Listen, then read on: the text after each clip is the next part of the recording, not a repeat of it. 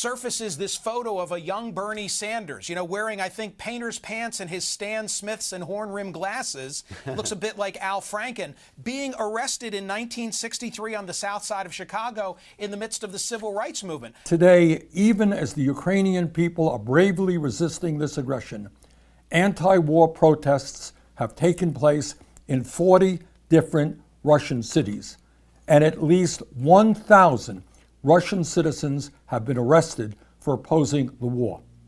Today, I stand in solidarity with these incredibly brave people. In an authoritarian country like Russia, protest is an act of enormous courage. Anti-war protesters with the organization Code Pink are accusing independent Senator from Vermont, Bernie Sanders, of having them arrested after they staged a demonstration inside his Senate office yesterday.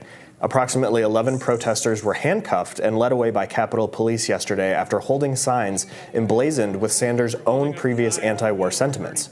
Friend of the show, Sabrina Salvati, weighed in on the crackdown, tweeting, quote, "Bernie Sanders owes everyone a refund. He should be ashamed of himself.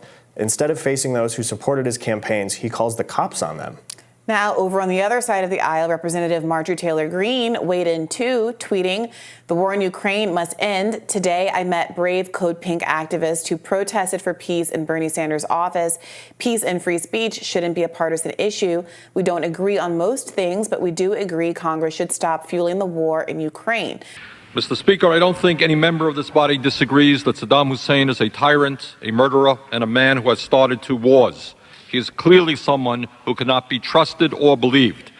The question, Mr. Speaker, is not whether we like Saddam Hussein or not. The question is whether he represents an imminent threat to the American people and whether a unilateral American invasion of Iraq will do more harm than good.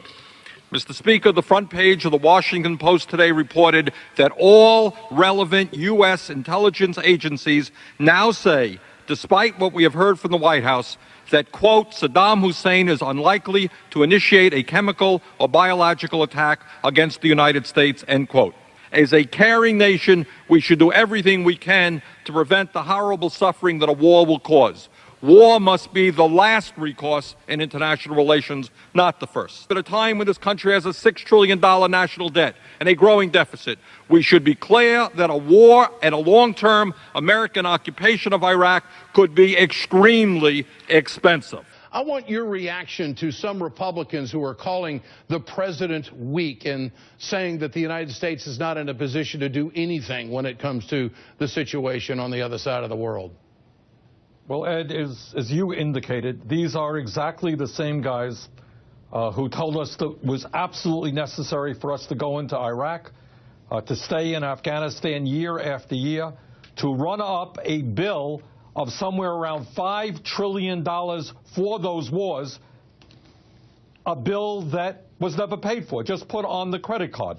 So I have a real hard time, as chairman, by the way, of the Veterans Committee, from hearing guys who are ready to rush off to war in Syria, really concerned about the Ukraine, but when it comes to the folks back home, the men and women who put their lives on the line to defend our country, who often came back wounded in body or wounded in spirit, somehow these very same guys who are prepared to spend any sum of money going to war, well, they just don't have the funds available to take care of folks with PTSD, who are dealing with traumatic brain injury, who can't get the education that they were promised, who are unable to get help in terms of having a family, and all other types of veterans' needs that we're not providing right now. So I got a real problem with that.